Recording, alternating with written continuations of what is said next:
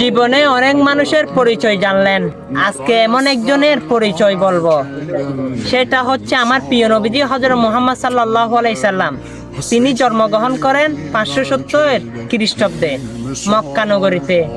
বংশ কুরাইশ, দাদা হচ্ছে আব্দুল মুত্তালিব, বাবা হচ্ছে আব্দুল্লাহ, মা হচ্ছে আমেনা, হচ্ছে আবু তালেব, দুধ মা হচ্ছে হালেমা, নানার নাম হচ্ছে ওয়াহাব জোহরি, নানির নাম হচ্ছে বুররা, ডাক নাম হচ্ছে আলামিন, মা নাম দেয় আহমেদ, আর আমার আল্লাহ নাম দেয় সিরাজাম মুনির, রহমাতাল্লিল আলামিন, মুদ্দাসির। সুবহানাল্লাহ একবার মনতে মন চায় না? আর এমন একজন নবীর পরিচয় আপনাকে বললাম, আপনি সেই নবীর উম্মত।